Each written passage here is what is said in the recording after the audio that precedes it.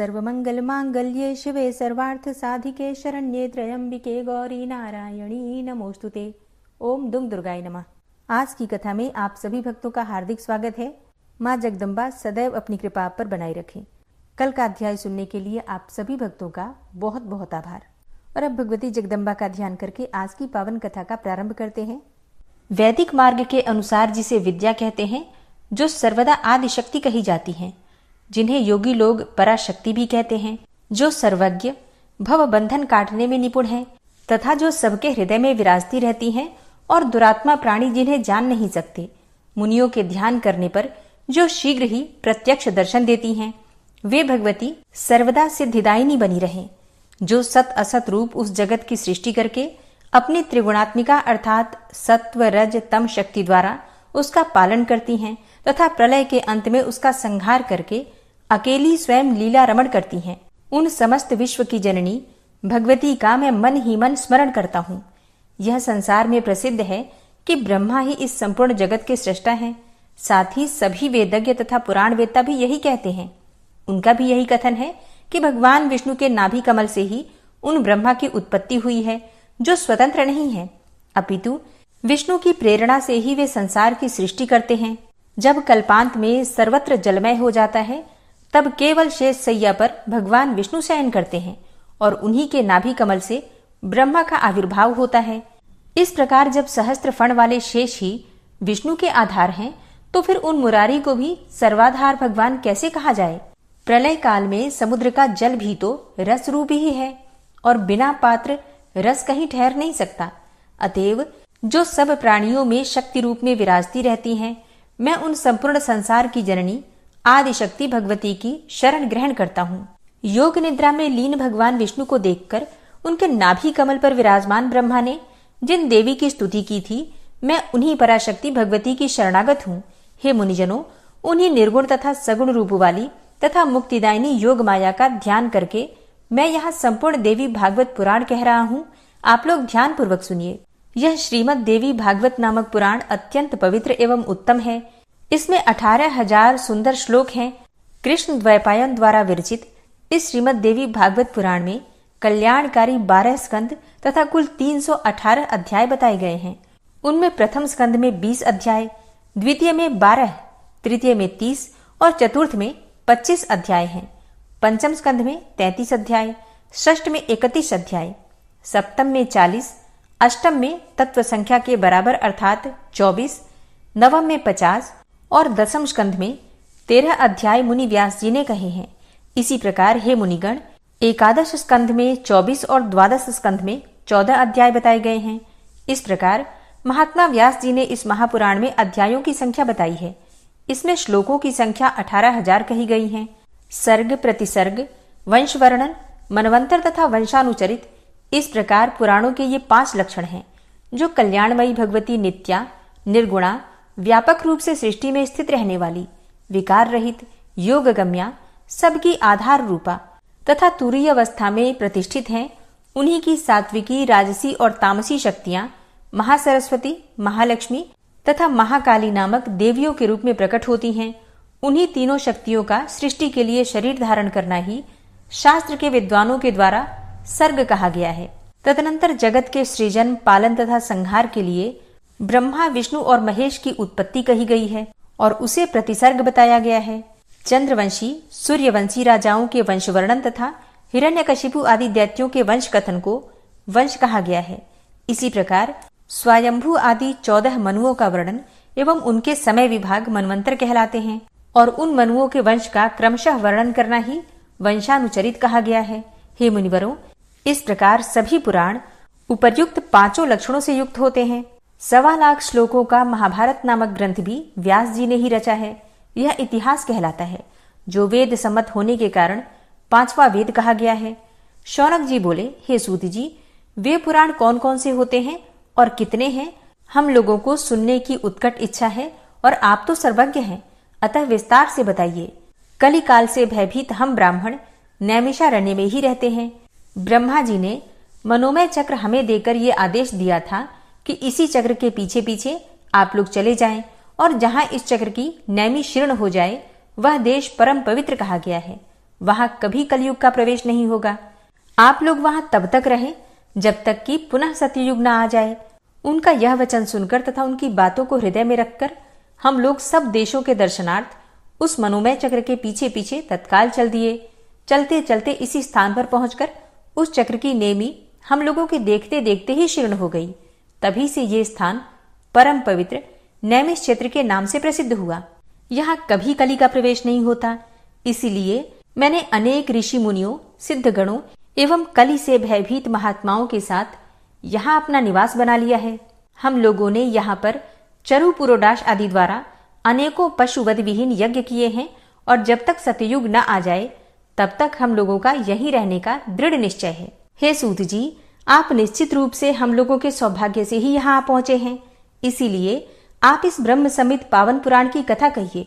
हे सूत जी, हम लोगों को सुनने की उत्कट इच्छा है और आप जैसे बुद्धिमान वक्ता भी प्राप्त हैं, तो हम लोग भी अपना सभी कार्य त्याग कर चित्त एकाग्र करके यहाँ स्थित हैं।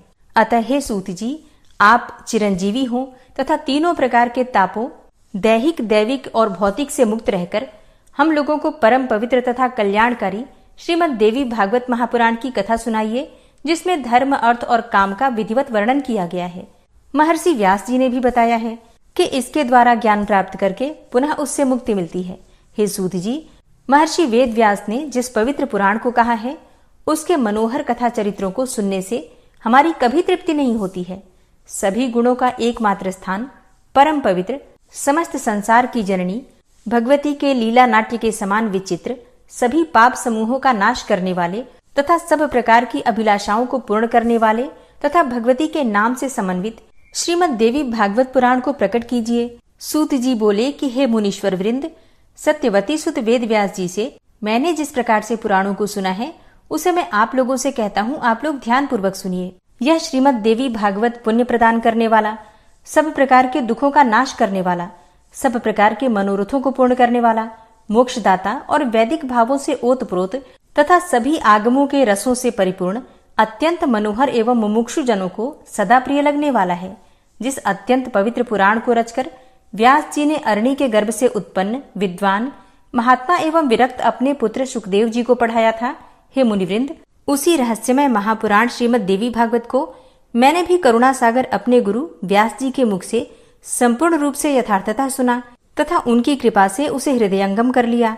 जिस समय अयोनिज एवं अपूर्व बुद्धिमान अपने पुत्र सुखदेव जी के प्रश्न करने पर व्यास जी ने रहस्ययुक्त इस पुराण को सुनाया, उस समय मैंने भी एक साधारण श्रोता के रूप में इस महान प्रभाव वाले श्रीमद् देवी भागवत महापुराण को सुन लिया।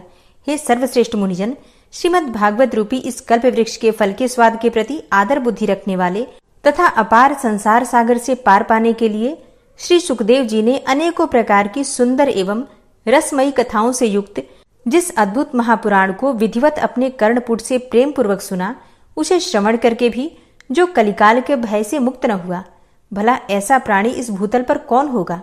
जो प्राणी इस श्रीमद् देवी भागवत महापुराण को प्रतिदिन प्रेम से सुनता है, उसके हृदय में विष्णु, शिव आदि देवताओं के लिए भी दुर्लभ, सर्वश्रेष्ठ विद्यारूपिणी, सज्जनों की एकमात्र प्रिया, गुणातीता एवं समाधि द्वारा जानने योग्य वे भगवती निवास करने लगती हैं।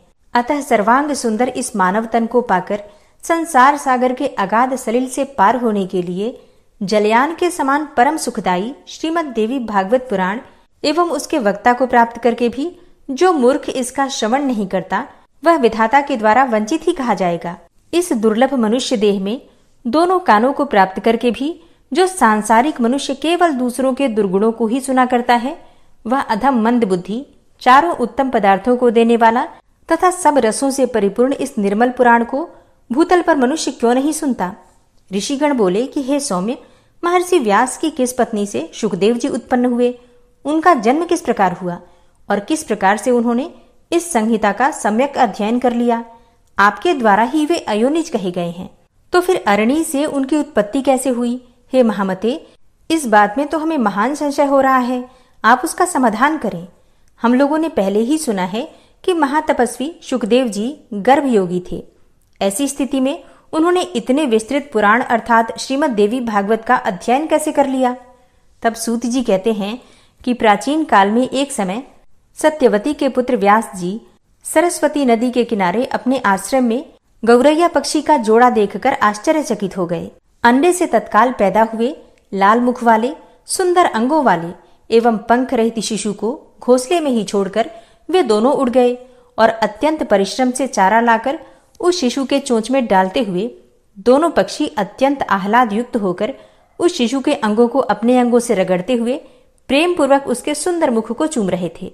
व्यास जी उस शिशु में उन दोनों पक्षियों का ऐसा अद्भुत प्रेम देखकर चिंता में पड़ गए और मन ही मन सोचने लगे कि यदि अपने पुत्र के प्रति पक्षियों में ऐसा प्रेम दिखाई दे रहा है तो अपनी सेवा का फल चाहने वाले मनुष्यों में ऐसा प्रेम व्यवहार होने में आश्चर्य ही क्या है। क्या ये दोनों पक्षी इसका सुख साधन स्वरूप विवाह करके स्वयं सुखी रहते हुए इसकी वधु का सुंदर मुख देख पाएंगे? क्या इनकी वृद्धावस्था में यह धर्मनिष्ठ पुत्र पुण्य प्राप्ति के लिए इन दोनों की सेवा करेगा? धन आदि अर्जित करके क्या यह अपने माता पिता को संतुष्ट रखेगा? और इनकी मृत्यु के उपरांत क्या यह इनका विधि पूर्वक प्रेत कर्म करेगा? अथवा क्या गंगा तीर्थ जाकर यह बालक उनके श्राद्ध आदि कर्म करके उनका उद्धार करेगा तथा उनके परलोक साधन हेतु क्या यह विधि पूर्वक नीलोत्सर्ग अर्थात नील वृषभ छोड़ने का कर्म करेगा? पुत्र के शरीर का आलिंगन और विशेष रूप से उसका लालन पालन इस संसार में सभी सुखों में उत्तम सुख कहा गया है। पुत्र रहित मनुष्य की न तो सद्गति होती है और न तो उसे स्वर्ग की ही प्राप्ति होती है। अतः परलोक साधन के लिए पुत्र से बढ़कर अन्य कोई उपाय नहीं है। मनु आदि ऋषियों ने भी धर्मशास्त्रों में कहा है कि पुत्रवान मनुष्य स्वर्ग प्राप्त करता है और पुत्रहीन व्यक्ति को स्वर्ग प्राप्ति कभी भी नहीं होती है। इस बात में अनुमान की कोई आवश्यकता ही नहीं है, अपितु यह प्रत्यक्ष रूप में भी देखा जाता है। साथ ही यह वेद स्मृति आदि का भी सनातन वचन है कि पुत्रवान मनुष्य पापों से मुक्त हो जाता है।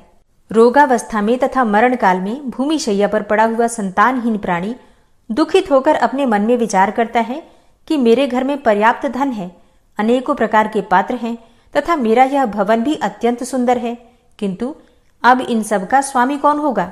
चूंकि मृत्यु काल में उस प्राणी का मन अति दुखित होकर भ्रमित होता रहता है, इसीलिए उस भ्रांत मन वाले प्राणी की दुर्गति अवश्य ही होती है। इस प्रकार अनेकानेक चिंतन करके और बार बार लंबी तथा गर्म सांसें लेकर सत्यवती पुत्र व्यास जी का मन अत्यंत खिन्न हो गया। इसके बाद मन में बहुत सोच विचार करके अत्यंत दृढ़ निश्चय करके वे तपस्या करने के लिए मेरु पर्वत पर चले गए। उन्होंने मन में विचार किया कि मैं विष्णु, रुद्र, इंद्र, ब्रह्मा, सूर्य, गणेश, कार्तिकेय, अग्नि एवं वरुण इन देवताओं में से किस देवता की आराधना करूं जो वर प्रदान करने में उदार तथा अभिष्ट फलों को देने वाला हो। इस प्रकार व्यास जी विचार कर ही रहे थे कि उसी समय संयोगवश मुनि श्रेष्ठ नारद जी हाथों में वीणा धारण किए हुए वहां आ गए। अब उन्हें देखकर सत्यवती पुत्र व्यास जी अत्यंत प्रसन्न हुए और उन्होंने अर्घ्य तथा आसन प्रदान करके उन मुनि से कुशलक्षेम पूछा।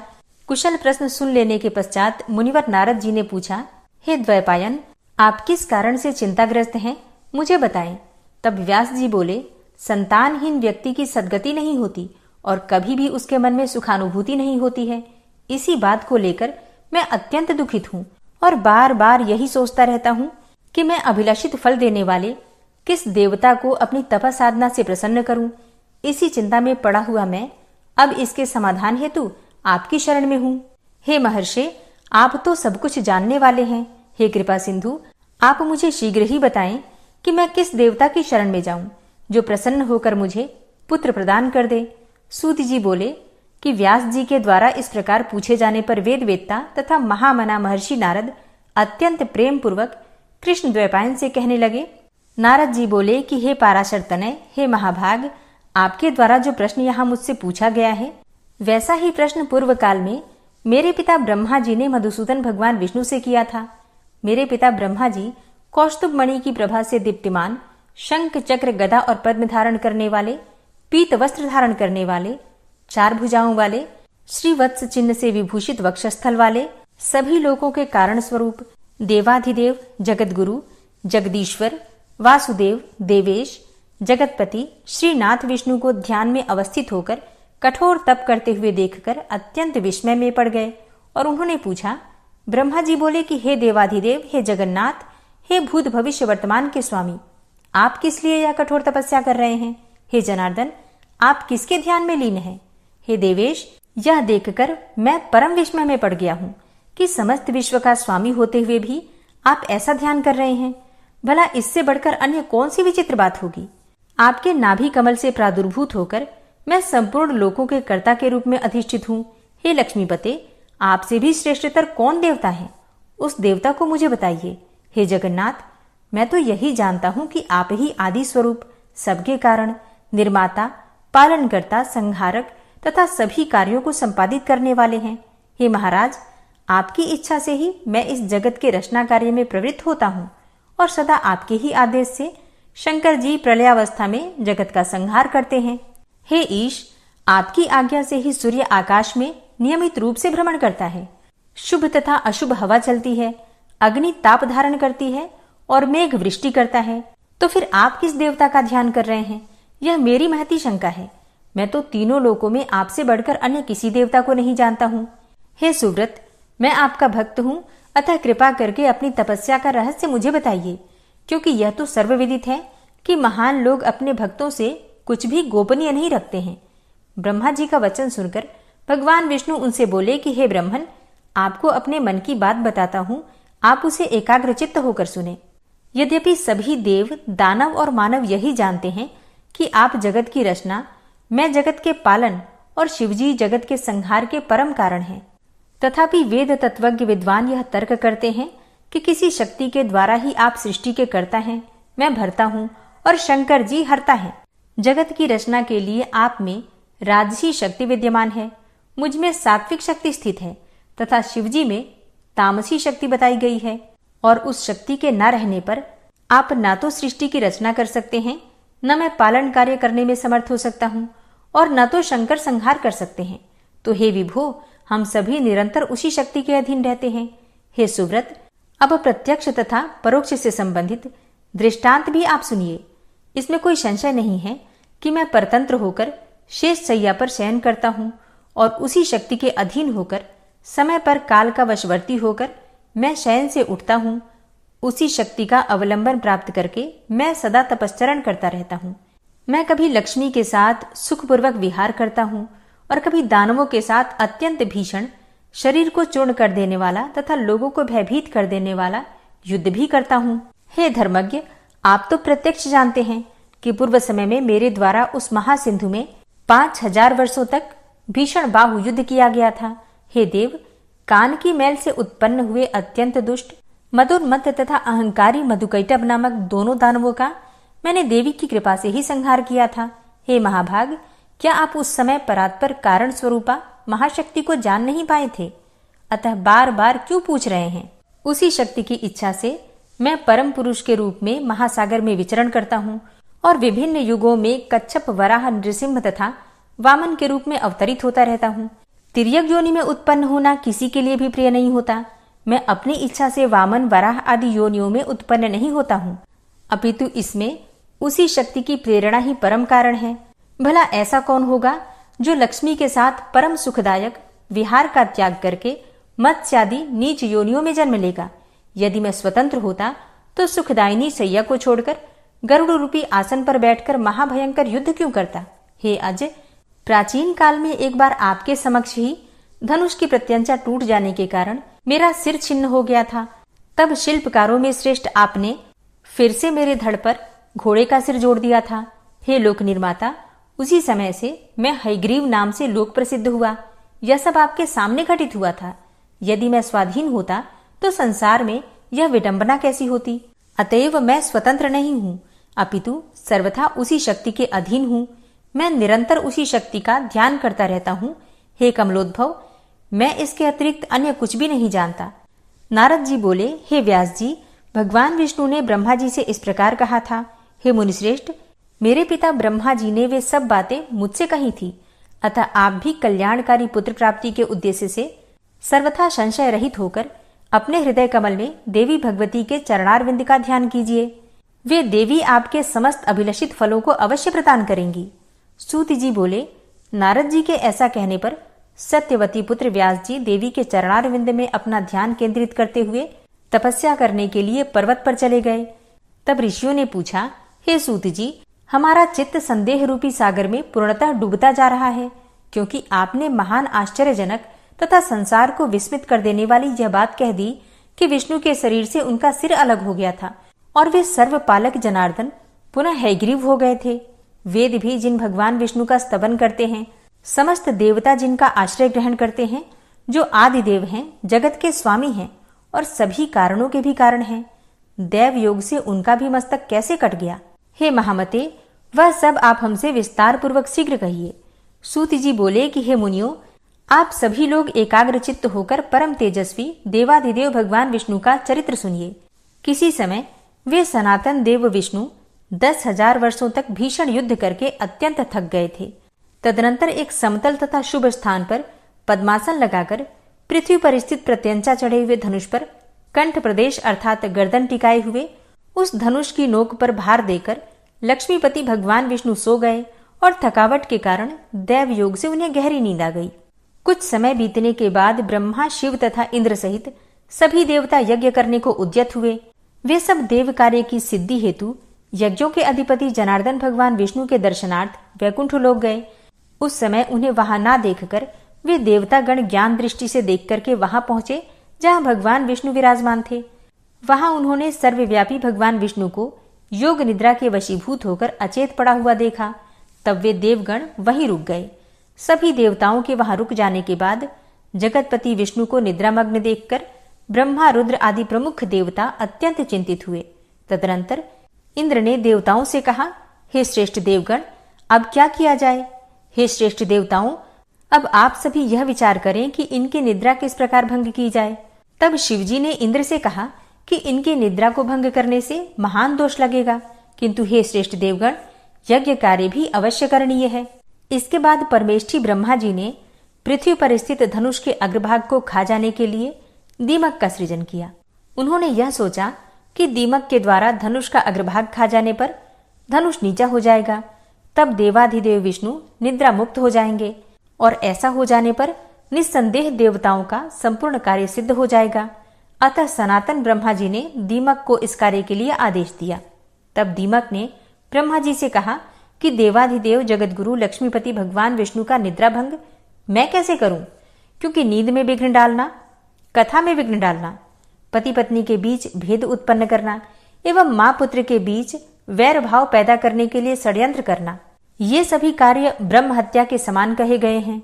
अतः मैं देवाधिदेव भगवान विष्णु का सुख क्यों नष्ट करूं? हे देव, उस धनुष का अग्रभाग खा जाने से मेरा क्या लाभ है, जिसके लिए मैं ऐसा पाप करूं? स्वार्थ के वशीभूत होकर ही समस्त लोग पाप कार्य में प्रवृत्त होता है, इसीलिए मैं भी इसमें कोई स्वार्थ सिद्धि होने पर ही इसका भक्षण करूंगा। तब ब्रह्मा जी बोले कि सुनो, हम लोग यज्ञ में तुम्हारे भाग्य की व्यवस्था कर देंगे, इसलिए तुम अविलंब भगवान विष्णु को जगाकर हम लोगों का कार्य संपन्न कर दो। होम कार्य में आहुति प्रदान करते समय जो हव्य आसपास गिरेगा उसी को अपना भाग समझना और अब तुम शीघ्रता पूर्वक हमारा कार्य करो। सूत जी बोले कि हे ऋषियों, ब्रह्मा जी के इस प्रकार कहने पर दीमक ने धरातल पर स्थित धनुष के अग्रभाग को शीघ्र ही खा लिया, जिससे कि धनुष की डोरी मुक्त हो गई और प्रत्यंचा के खुल जाने पर धनुष का वह ऊपरी कोना मुक्त हो गया। इस प्रकार एक भीषण ध्वनि उत्पन्न हुई, जिससे वहां सभी देवगण भयभीत हो गए। ब्रह्मांड क्षुब्ध हो उठा, पृथ्वी में कंपन होने लगा, सभी समुद्र उद्विग्न हो गए, जलचर जंतु व्याकुल हो उठे, प्रचंड हवाएं प्रवाहित होने लगी, पर्वत प्रकंपित हो उठे और किसी दारुण आपदा के सूचक उल्कापात आदि महान उपद्रव होने लगे। सूर्य तिरोहित हो गए तथा सभी दिशाएं अत्यंत भयावह हो गईं। और यह सब देखकर देवता लोग चिंतित होकर सोचने लगे कि इस दुर्दिन में अब क्या होगा। हे तपस्वियों, वे देवतागण ऐसा सोच ही रहे थे कि किरीट कुंडल सहित देवाधिदेव भगवान विष्णु का सिर कट कर कहीं चला गया। कुछ समय पश्चात उस घोर अंधकार के शांत हो जाने पर ब्रह्मा और शंकर ने भगवान विष्णु का मस्तक विहीन विलक्षण शरीर देखा। भगवान विष्णु का सिर विहीन धड़ देखकर वे श्रेष्ठ देवता अत्यंत विस्मित हुए और चिंता सागर में निमग्न होकर शोकाकुल होकर इस प्रकार विलाप करने लगे कि हे नाथ, हे प्रभो, यह कैसी विचित्र अलौकिक घटना हो गई। हे देवाधिदेव, हे सनातन, हम सभी देवताओं के लिए तो यह बात विनाशकारी है। यह किस देवता की माया है जिसके द्वारा आपके सिर का हरण कर लिया गया है? आप तो सर्वदा अक्षेद्य, अभेद्य और अदाह्य हैं। हे विभो, इस प्रकार आपके चले जाने पर हम देवता तो मृत्यु को प्राप्त हो जाएंगे। हम लोगों के प्रति आपका कैसा स्नेह था। हम लोग स्वार्थ के कारण ही रुदन कर रहे हैं। संकट की यह स्थिति न तो दैत्यों ने, न यक्षों ने और न राक्षसों ने ही पैदा की है, अपितु हम देवताओं ने ही यह विघ्न उत्पन्न किया है। तथापि हे रमापते, इसमें किसका दोष समझा जाए। हम सभी देवता पराश्रित हैं। हम इस समय क्या करें और कहां जाएं? हे देवेश, हम मूढ़ बुद्धि वाले देवताओं के लिए अब कहीं भी कोई शरण नहीं है। यह कोई सात्विकी, राजसी तथा तामसी माया भी नहीं है जिसके द्वारा आप मायापति जगत गुरु का सिर काटा गया है। तब शिव सहित समस्त देवताओं को करुण क्रंदन करते हुए देखकर वेद वेत्ताओं में श्रेष्ठ देवगुरु बृहस्पति ने उन्हें सांत्वना देते हुए कहा, हे महाभागो, अब इस करुण क्रंदन से क्या लाभ है। इस समय तो विवेक का आश्रय लेकर कोई उपाय करना चाहिए। हे देवेंद्र, भाग्य एवं पुरुषार्थ दोनों ही समान श्रेणी के हैं, फिर भी उपाय करना ही चाहिए और वह दैव योग से ही सफल होता है। इंद्र बोले कि अनर्थकारी पुरुषार्थ को धिक्कार है। मैं तो देव को श्रेष्ठतर मानता हूँ, क्योंकि हम देवताओं के देखते देखते विष्णु का सिर कट गया। ब्रह्मा जी बोले, काल द्वारा जो भी शुभाशुभ कर्मों का फल निर्धारित है उसे अवश्य ही भोगना पड़ता है। भाग्य का अतिक्रमण कौन कर सकता है। प्रत्येक प्राणी काल क्रम के अनुसार सुख दुख भोगता ही है, इसमें कोई संदेह नहीं है। जिस प्रकार पूर्व काल में काल की प्रेरणा से शंकर जी ने मेरा मस्तक काट दिया था, उसी प्रकार शाप के कारण शिव जी का लिंग कटकर गिर गया था और उसी प्रकार आज विष्णु का सिर कटकर लवण सागर में जा गिरा। दैव योग से ही इंद्र को भी सहस्त्र भगों की प्राप्ति हुई थी, उन्हें दुख भोगना पड़ा। वे स्वर्ग से च्युत हो गए और मान सरोवर के कमल में रहने लगे। इस संसार में जब इन महाभाग देवताओं को भी दुख का भोग करने के लिए विवश होना पड़ता है, तो फिर दुख भोगने से भला कौन वंचित रह सकता है। अतएव आप लोग शोक का परित्याग कर दें और उन महामाया विद्या रूपा सनातनी ब्रह्म विद्या तथा जगत को धारण करने वाली देवी का ध्यान कीजिए, जिनके द्वारा यह चराचर संपूर्ण त्रिलोक व्याप्त है। वे निर्गुणा परा प्रकृति हम लोगों का समस्त कार्य सिद्ध कर देंगी। सूति जी बोले कि हे मुनियों, देवताओं से इस प्रकार कहकर ब्रह्मा जी ने कार्य की सिद्धि की कामना से अपने सम्मुख सशरीर विद्यमान वेदों को आदेश दिया। ब्रह्मा जी बोले, आप लोग समस्त कार्यों को सिद्ध करने वाली पराम्बा ब्रह्म विद्या तथा निगूढ़ अंगों वाली महामाया का स्तवन कीजिए। उनका यह वचन सुनकर समस्त सुंदर अंगों वाले वेद जगत की आधार स्वरूपा तथा ज्ञान गम्या उन महामाया की स्तुति करने लगे। ओम नमः चंडिकायै। आज की कथा का यहीं पर समापन करती हूँ। इसके आगे का वृतांत आप कल की कथा में सुनेंगे। और अब आप सुनेंगे श्री देवी दुर्गा कवच। सबसे पहले विनियोग है ओम नमः चंडिकायै। माँ दुर्गा के चंडी रूप को हमारा नमन है। यह भगवान ब्रह्मा जी के द्वारा लिखा गया चंडी कवच है, जिसमें कुल 56 छंद हैं। चामुंडा देवता, दिग्बंध देवता, जगदम्बा माता इत्यादि का ध्यान करके हम इस दुर्गा सप्तशती के पाठ का प्रारंभ कर रहे हैं। मार्कंडेय जी पितामह ब्रह्मा जी से कह रहे हैं कि हे भगवान ब्रह्मा, जो इस विश्व में गोपनीय है वह रहस्यपूर्ण है तथा जो सभी की रक्षा करता है और हमें अधर्म से बचाता है, साथ ही जिसे आपने अभी तक किसी को दिखाया भी नहीं है, ऐसा कोई साधन या उपाय मुझे बताइए। मार्कंडेय जी के इस प्रश्न पर भगवान ब्रह्मा कहते हैं कि उस साधन का नाम तो देवी कवच ही है, जो इस विश्व में अत्यधिक गोपनीय है। वह देवी कवच सभी का कल्याण करने वाला, पवित्रता और पुण्य देने वाला है। आपको इसी का ही जाप करना चाहिए, इससे ही आपका उद्धार होगा। माँ दुर्गा की 9 मूर्तियां हैं। माँ दुर्गा का प्रथम स्वरूप है माँ शैलपुत्री, दूसरा स्वरूप है माँ ब्रह्मचारिणी, माँ दुर्गा का तीसरा स्वरूप है माँ चंद्रघंटा और चौथा स्वरूप है माँ कुष्मांडा। उनका 5वां रूप स्कंद माता का है और छठा रूप माँ कात्यायनी है। 7वां स्वरूप है माँ कालरात्रि का और 8वां स्वरूप माँ महागौरी के नाम से प्रसिद्ध है। माँ दुर्गा का 9वां रूप है माँ सिद्धिदात्री। यही नव दुर्गा के रूप हैं जिसे भगवान ब्रह्मा के द्वारा वेदों के माध्यम से बताया गया है। जो मनुष्य अग्नि में जल रहा हो, सभी ओर से शत्रुओं से घिर गया हो, विपरीत परिस्थितियों का सामना कर रहा हो और उस समय यदि वह माँ दुर्गा की शरण में जाता है तो उसका कभी भी बुरा नहीं हो सकता है। अर्थात माँ दुर्गा का ध्यान किए जाने पर माँ दुर्गा उसकी हर परिस्थिति में सहायता करती हैं। यदि युद्ध का समय हो और मनुष्य संकटों में घिरा हुआ हो तो भी माँ दुर्गा के प्रभाव से उसका कुछ भी बुरा नहीं होता है। माँ दुर्गा उसके दुख, पीड़ा, भय इत्यादि का नाश कर देती हैं। जो भी भक्तगण माँ दुर्गा की भक्ति करता है, माँ दुर्गा अवश्य ही उन्हें अभय दान देती हैं। जो कोई भी देवी दुर्गा का ध्यान करता है, माँ दुर्गा उसकी हर प्रकार से रक्षा करती हैं और इस बात में कोई भी संशय नहीं है। चामुंडा माता का वाहन प्रेत है और वे उस पर सवारी करती हैं। वाराही माता का वाहन भैंसा है। ऐन्द्री माता का वाहन हाथी है, तो वही वैष्णवी माता का वाहन गरुड़ है। भगवान शिव की पत्नी व सभी की ईश्वरी माँ पार्वती का वाहन वृषभ है। कुमारी माता का वाहन मोर है। लक्ष्मी माता कमल के आसन पर विराजमान है और उन्होंने अपने हाथों में भी कमल लिया हुआ है। वे भगवान विष्णु को अत्यधिक प्रिय हैं।